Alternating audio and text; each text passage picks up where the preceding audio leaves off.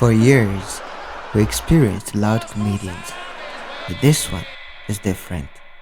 Ralph Barbosa, the chillest guy in comedy, is composed, laid back, and you can never see his punchline coming.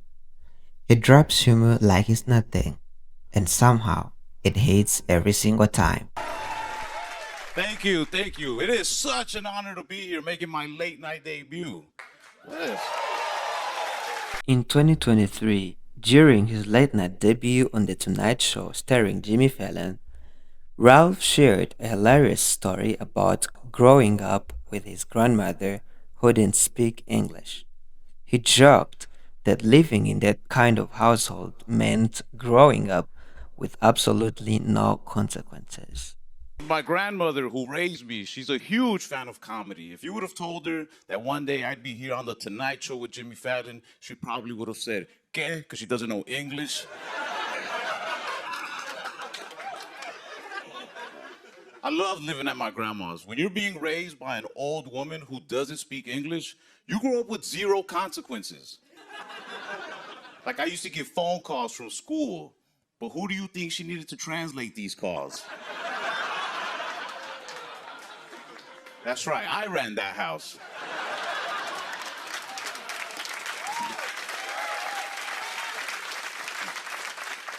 Anytime anybody called the house speaking English, she'd put the house phone on speaker and she'd be like, who is it? What are they saying? And I'd act like I'm listening real hard. And I'd be like, man, Grandma, they're talking really fast. It's kind of hard to understand, but they're saying something about proof of residency? She's like, hang up. I'm like, if you say so.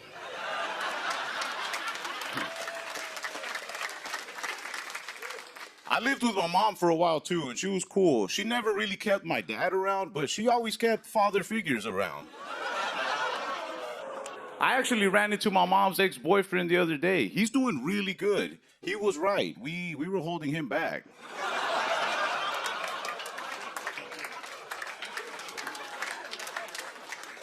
He has a car now.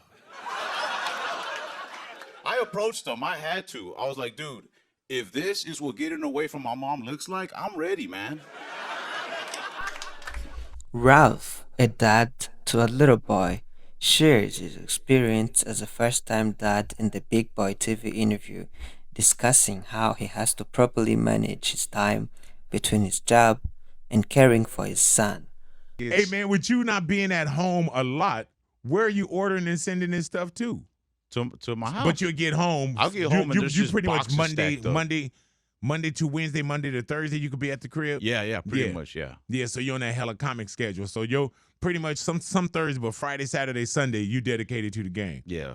Damn. What does that do for relationships? Man, it's tough. I miss my son. Oh, yeah, man. How old is your son? He's 4. He's in pre-K right now. Oh, yeah. Yeah. Man, so you got to try to divide your time between what you do for the craft and work with your son as well. Yeah. When I'm home, I got to go straight into daddy mode. Like, I get home on a Monday, and I got to make sure, like, I get there in time to pick him up from school. Yeah, man. Come 3 o'clock Monday, and then, that Monday, Tuesday, Wednesday. If I can stay till Thursday. You can tell the fatherly love is active just from the way he talks about his dad mode. Did you know Ralph put himself on child support?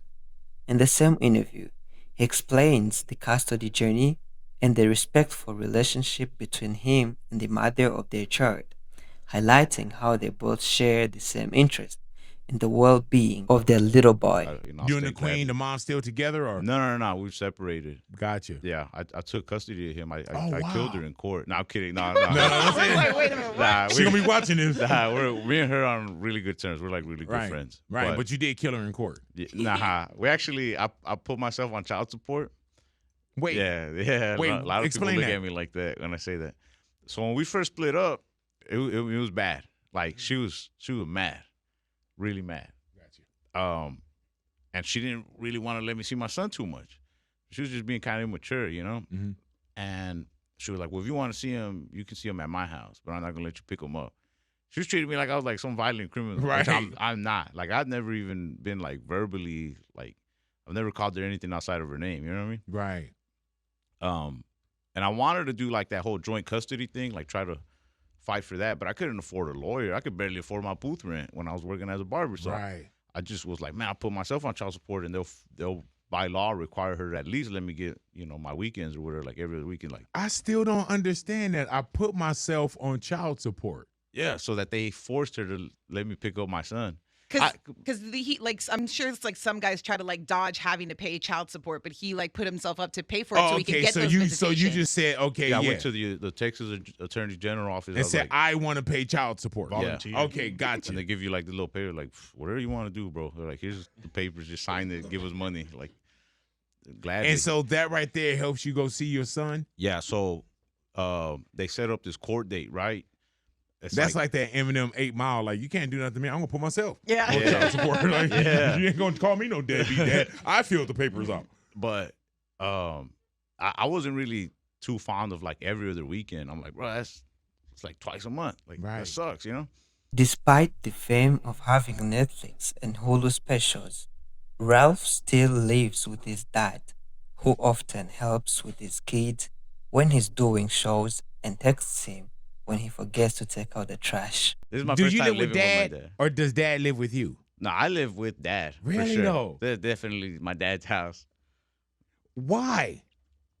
I don't know. I Hey, like man, it. Louis over here. Louis Yeah, what's like, up? yep, see, told you. Told you, Dad. It's probably like all a good, Mexican bro. thing, bro. Like, Oh, it totally is, bro. there's man. no need to actually move out. Like, if I move out. Not at all. Yeah. You're like, dude, I'm only here a few days a week. You know what I'm saying? Yeah, they helped me a lot with my son, too. Right. So I moved to my dad's little country town because he lives out in this little country town. I moved there because the schools were better. For your son. Yeah. Gotcha. And I got my son's mom to move out there as well. She got like okay. an apartment down the street or whatever. Why you don't have an apartment down the street? You're like, because I got dad. I got my dad's yeah, house. yeah, man. Hell yeah. What about the rules? My dad's always telling me, like, take out the trash and stuff. At an accomplished 27-year-old comedian with a Netflix special? Yeah. Did you ever tell him, like, Dad, like, going to the Netflix menu? Like, dude, you're hosting a party this weekend. He'll like, anytime that I have too much trash, because I live on the upstairs. Gotcha. Nobody else is up there. That's like my little, Oh, yeah. Where And I why hide. leave that? For real. yeah. I got this whole little area to myself, But sometimes I get too lazy to, like, take out the trash. I'm only, like, this last week, I was only home, like, 2 days. Right. I did not take out my trash. I piled it all up, and I put it up in bags and stuff. Oh, yeah, you did that. Yeah. Yeah. And then I'm like, all right, I'm going to take it down. But then, You left and did shows yeah. and came back? And he'll send me pictures of the trash. He'll be like, how old are you? Right. I'm like, I'm on Netflix. Right. Yeah. All right, come on, Dad. You know you can take that down. In the Flagrant Podcast, he talks about how they didn't really struggle growing up. He and his cousins were spoiled from drug money. Yes, you heard it right, drug money. Ralph's uncle was the right hand to a very notorious cartel, and his dad sold drugs as well. He describes himself as the son who killed John Wick's dog, the naive one. In the same episode, he discussed how he's considered the weakest link in a nerdy sense, explaining that they teased him because he had actually graduated from high school. He was more of an observer in that area of being a thug. Did you grow up with money? Yeah. We were like rich growing up. No. I swear to God, me and Chris were talking about this. My uncle was like a right-hand man for like a cartel in Mexico. Oh, shit. Yeah, like we were like spoiled. No matter where we lived, we were always like so taken care of. I had like all the video games. I had like so much clothes. Like my uncle had a Corvette, a BMW. Like I've been so rich and I've been so poor. And like either way, like I'm chilling. Yeah. I realized that. Yeah. So that's why I'm like, if I have money or not, like who cares? You're gonna be good. Yeah, I mean, they're not rich anymore. Like, I can't just rely on them, don't get me wrong. The Yeah. glory days are over, right? Yeah. But, like, I don't know, I'm chilling either I didn't way. know that.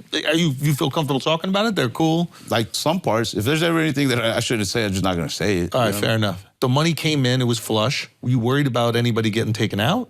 Nah, because I didn't even, bro, I was like oblivious. I was like a dumb kid. Yeah. Like, you don't understand, like, in my family, I'm like the Corky Romano, Brother Fredo, like, dumbass. Like, the fact that comedy's working out for me now they're just like, yo, good job, Ralphie. But, like, for the longest, they're just like, fucking moron. But I don't like, think they... I'm the one guy in my family who, like, finished high school, and they're just like, he's a pussy. Like, So everybody else was, family business or involved kind of thing. I don't want to... Those younger, like my cousin Carlos, he's like an older brother than me, love him to Yeah. death, right? me and him were like the spoiled, like my cousin Carlos got into his fair share of trouble, but he was more like thug. When you think of a thug, you think about this dude like tattoos and shit. Yeah. But our parents were more like, you know, they looked like they operated a cell phone store, looked like managed that store. You know what I mean? Yeah. They were very like, don't look like an idiot. Exactly. Like, what's the matter with you? Yeah. Yeah. But we were like spoiled, man. We're like the son from John Wick, the first one, remember? Where it's just like, you stole John Wick's car, you little moron. Like, we're like the little dumbasses who were like, yeah, our parents are this. But my cousin Carlos got into his fair share of stuff, and you know, a little relative here or there maybe got into other shit with them. Yeah. Never on their level, but something. But I never touched any of that.